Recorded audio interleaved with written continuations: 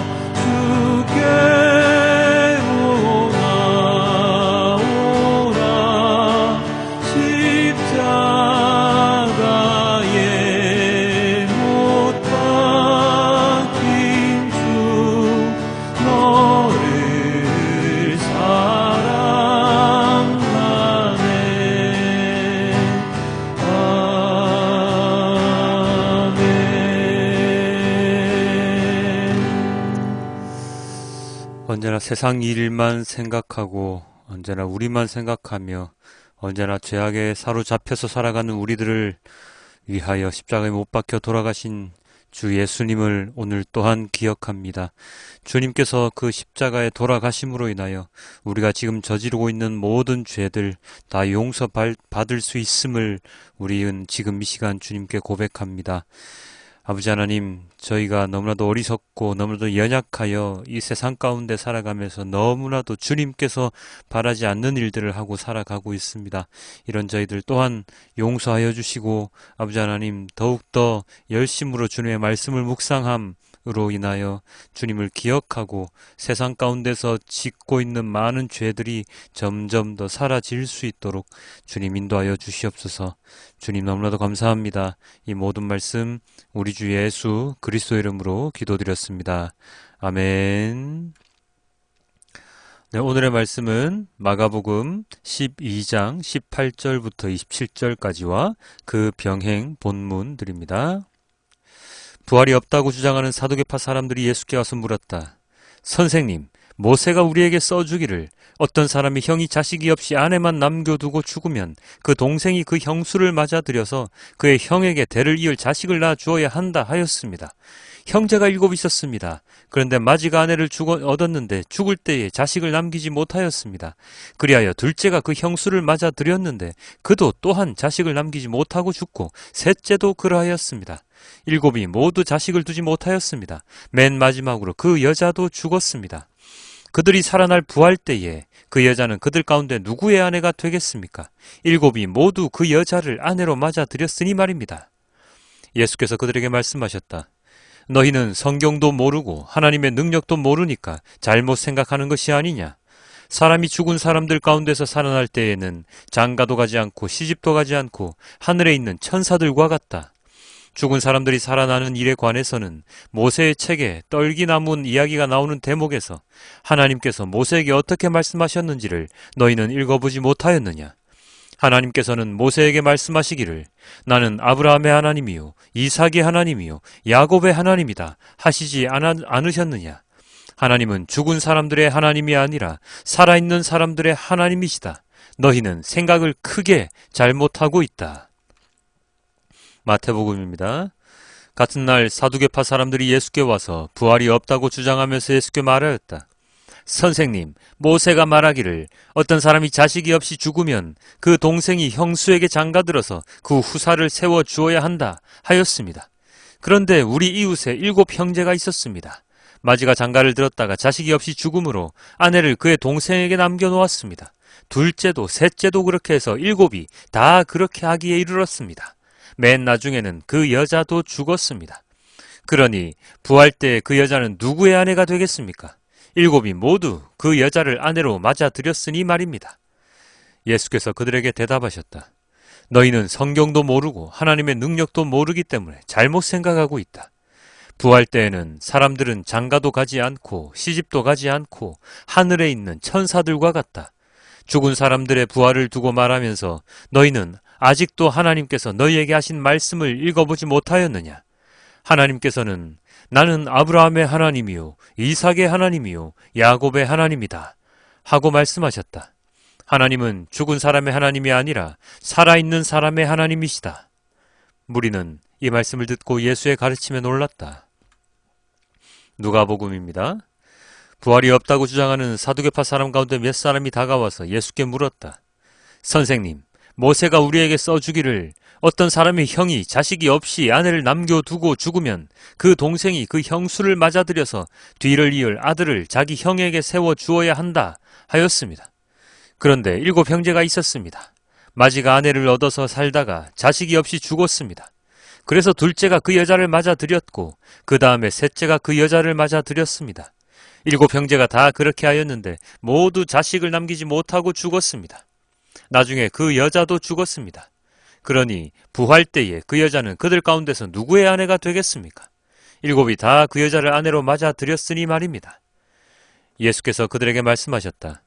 이 세상 사람들은 장가도 가고 시집도 가지만 저 세상과 죽은 사람들 가운데서 살아나는 부활에 참여할 자격을 얻은 사람은 장가도 가지 않고 시집도 가지 않는다. 그들은 천사와 같아서 더 이상 죽지도 않는다. 그들은 부활의 자녀들이므로 하나님의 자녀들이다. 죽은 사람들이 살아난다는 사실은 모세도 가시나무 떨기 이야기가 나오는 대목에서 보여주었는데 거기서 그는 주님을 아브라함의 하나님, 이삭의 하나님, 야곱의 하나님이라고 부르고 있다. 하나님은 죽은 사람들의 하나님이 아니라 살아있는 사람들의 하나님이시다. 모든 사람은 하나님과의 관계 속에서 살고 있다. 이 말씀을 듣고서 율법학자 가운데 몇 사람이 말하였다. 선생님, 옳은 말씀입니다. 그들은 감히 예수께 더 이상 질문을 하지 못하였다. 아멘. 오늘의 말씀은 부활 논쟁입니다. 오늘 예수님께 태클을 걸러온 사람들은 사두개파 사람들인데요. 그들은 부활을 믿지 않는 자들입니다. 사독의 후손들과 그들을 추종하는 사람들이 사두개파가 되었는데 그들은 부와 높은 지위에 앉아 있었지요. 그래서 현세, 그러니까 죽음 이후의 세계가 아닌 지금 살고 있는 세계에 더 관심이 많았습니다. 현재가 재미있고 좋은데 왜 그 이후의 삶을 생각하겠습니까? 그래서 그들은 부활도 천사의 존재도 믿지 않고 성경의 권위도 다 인정하지 않은 그런 사람들이었습니다. 그런 자들이 왜 예수께 와서 부활 논쟁을 굳이 이끌어내었을까요? 왜냐하면 그들이 예수님을 통해서 그들이 믿지 않는 부활에 대한 이야기를 끌어내기 위함이었습니다. 부활이 없다는 것을 예수님의 입에서 듣기 위함이지요. 예시를 드는 것도 너무 극단적인 예시이지 않습니까? 7 형제가 다 한 여자와 결혼해야 한다니, 그리고 다 그렇게 죽게 된다니, 현실적으로 일어나기 힘든 일, 없을 있을 수는 있겠지만 일어나기가 힘든 일을 예시로 들고 와서 예수님을 골탕 먹이려고 하고 있습니다. 그러나 예수님은 어떤 분이십니까?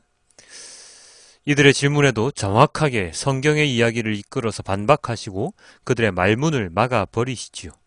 오늘도 역시 예수님은 짱이라는 것을 외칠 수밖에 없습니다. 자, 그렇다면 우리는 오늘 본문을 통해 무엇을 배울 수가 있습니까? 예수님께서는 부활은 당연히 있는 것이라고 말씀하셨습니다. 그리고 나중에 그 부활을 몸소 보여주시기도 하시지요. 기독교에 있어서 부활의 중요성은 두말할 필요가 없습니다. 현세에서 그냥 생이 끝나버린다면 사두개파 사람들이 말하는 것처럼 이 세상에서 잘 살면 끝이거든요. 그렇다면 이 세상에서 잘 살지 못하고 억울한 삶을 산다거나 핍박만 받다가 죽음에 이른다면 그런 자들에 대한 하나님의 은혜와 사랑은 다 어디에 있겠습니까? 하나님께서는 언제나 참고 견디라고 말씀하시지 않습니까? 심지어 예수님은 당신의 고난의 십자가를 같이 져야 한다고까지 말씀하시는데 고난을 끝까지 함께 하고 난 이후에 아무것도 없다면 너무 허탈하잖아요. 이런 생각을 하지 않더라도 예수님은 우리에게 부활에 대하여 정확하게 짚어주시는데요. 그 예시가 바로 아브라함의 하나님, 이삭의 하나님, 야곱의 하나님이라는 말씀 속에 담겨 있습니다. 만약 그들 아브람, 이삭, 야곱이 부활하여서 하나님과 함께 있지 않는다면 표현이 과거형으로 되어야죠. 나는 아브라함의 하나님이었고 이삭의 하나님이었고 야곱의 하나님이었고 이제는 너 모세의 하나님이다 하고 말이죠. 그러나 모든 것을 현재 표현으로 하셨다는 것은 모세가 하나님을 만났을 당시에도 하나님은 그들의 하나님으로 여전히 존재한다는 말씀이시니 모세 시대에 육신은 죽어서 없어졌지만 하나님이 함께 그들과 함께 하고 계시다는 표현을 하시면서 모세에게 그들의 부활을 알려주셨던 것이죠. 그리고 예수님의 부활을 통해서 그것을 확증하여 주셨던 것입니다. 근데 여기서 우리가 주의해야 할 것이 있는데요. 부활의 모습에 대한 논쟁입니다. 부활을 어떻게 하느냐? 만약 상처 입은 사람, 불구가 사람들은 다 그 몸으로 다시 부활하는 거냐?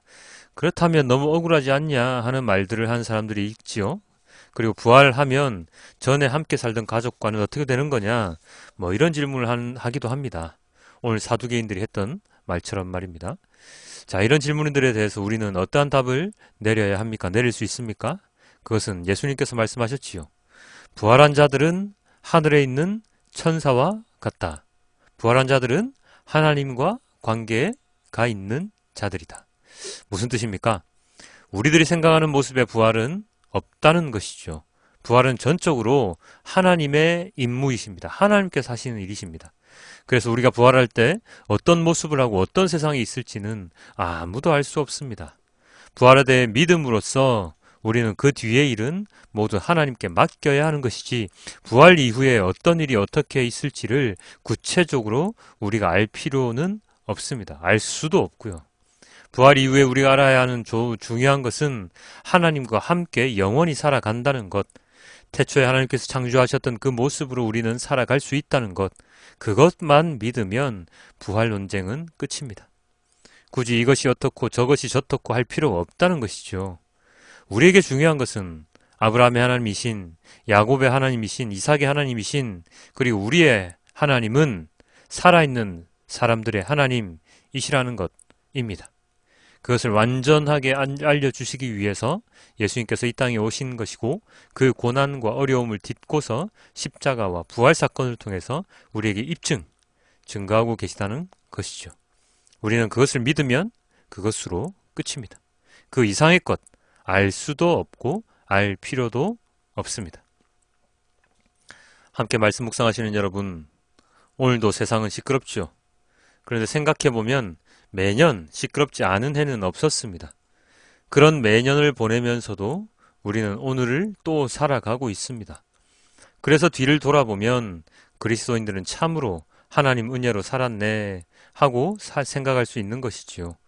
그래서 미래의 현재가 과거가 되어서 참 하나님의 은혜로 살았네 하는 현재를 우리는 지금 살고 있는 것입니다. 하나님의 사랑, 은혜, 지금 우리가 느끼고 있습니까? 저는 잘 모르겠습니다. 하나님이 어디에 계신지도 지금 잘 모르겠습니다. 너무 힘들고 어려운 일들 속에서 육체적으로, 정신적으로 많이 지쳐있는 저만 바라볼 뿐입니다. 그러나 이런 우리들의 모습이 가까운 미래에 하나님의 은혜 가운데 살았던 우리의 모습이 될 것은 확실합니다. 오늘 어떤 목사님의 말씀을 들었습니다. 신앙이 커지는 방법이 무엇입니까? 하는 질문에 이렇게 대답하시더라고요. 신앙의 크기가 문제가 아니라 현재를 하나님의 말씀 가운데 잘 살아가고 있는가 하는 것이 더 중요하다. 참으로 옳은 말씀이셨지요. 우리는 자꾸 미래 그렇게 이야기를 하는데 현재를 열심히 잘 살아가면 서로 아픈 현재이더라도 그것이 쌓여서 하나님의 은혜 가운데 우리의 미래가 계속해서 발전되고 신앙도 점점 성장해 나갈 수 있을 것입니다. 왜요? 하나님은 살아있는 자의 하나님이시기 때문입니다. 그 믿음을 잃지 말고 오늘 하루도 주님과 함께 말씀과 함께 동행하는 우리가 되길 소망해 봅니다. 말씀을 붙잡고 주님을 기억하며 살아갈 때에 그는 진정한 용기 있는 그리스도인으로 살아가고 있음을 주님께서 우리에게 증거해 주실 날이 멀지 않았음을 우리는 기억하고 또 기도하는 오늘 하루가 되시길 주님께 기도드립니다. 오늘의 말씀을 메시지 성경으로 우리 함께 보시고 오늘의 말씀을 맺겠습니다. 부활의 가능성을 일절 부인하는 사두개 사람 몇이 예수께 다가와서 물었다. 선생님, 모세는 기록하기를 남자가 자식 없이 아내를 두고 죽으면 그 동생이 형수와 결혼해서 자식을 낳아줄 의무가 있다고 했습니다. 한 번은 7 형제가 있었습니다. 마지가 결혼했는데 자식 없이 죽었습니다. 둘째가 형수와 결혼했으나 역시 자식 없이 죽었습니다. 셋째도 그랬습니다. 7 형제가 다 차례대로 그렇게 했으나 자식이 없었습니다. 마지막에는 여자도 죽었습니다. 7 형제가 모두 그 여자의 남편이었습니다.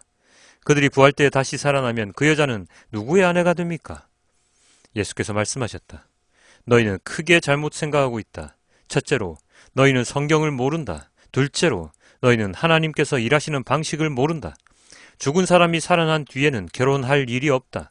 그때 사람들은 천사들처럼 되어서 하나님과 최고의 기쁨과 친밀감을 나눌 것이다. 그리고 죽은 사람이 다시 살아나는 자에 대해서인데 너희는 성경도 읽지 않느냐? 하나님께서는 떨기나무에서 모세에게 나는 아브라함의 하나님, 이삭의 하나님, 야곱의 하나님이다 라고 말씀하셨다. 이었다 라고 말씀하지 않으셨다. 살아계신 하나님은 죽은 자의 하나님이 아니라 산 자의 하나님이시다. 너희가 몰라도 한참 모르고 있다. 아멘. 주님 너무나도 감사합니다. 오늘도 주님의 말씀을 통해서 주님께서 어떠한 분이신지를 우리에게 가르쳐 주고 계십니다. 하나님을 잘 알고 있었다는 사두개인들도 하나님을 제대로 잘 모른다고 주님께 핀잔을 들었습니다. 성경을 잘 모른다고 이야기를 하셨습니다. 우리는 과연 하나님을 얼마나 알고 있고 성경을 얼마나 알고 있습니까? 과연 사두개인처럼 바리새파 사람들처럼 대제사장들처럼 그러한 잘못된 믿음을 가지고 있지는 않습니까? 오늘의 말씀을 통하여 우리는 우리 자신을 되돌아보아야 합니다. 주님의 부활, 주님의 십자가, 주님의 태어나심으로 인하여 우리는 그 주님의 복음을 통하여서 구원받고 그리고 우리의 육신의 죽음 이후의 삶을 우리는 생각할 수 있습니다. 그 삶을 위하여 우리는 오늘도 이 땅에서 열심히 주님의 말씀에 따라 살아가는 주님께 순종하는 자가 되어서 살아가는 우리가 되기를 소망을 합니다. 세상의 것에 언제나 치여 살아가지만 세상에 동화되지 않고 하나님 말씀과 함께 동행하는 자로서 살아가는 우리가 되기를 소망합니다. 주님 너무나도 감사합니다. 이 모든 말씀 우리 주 예수 그리스도 이름으로 기도드렸습니다. 아멘.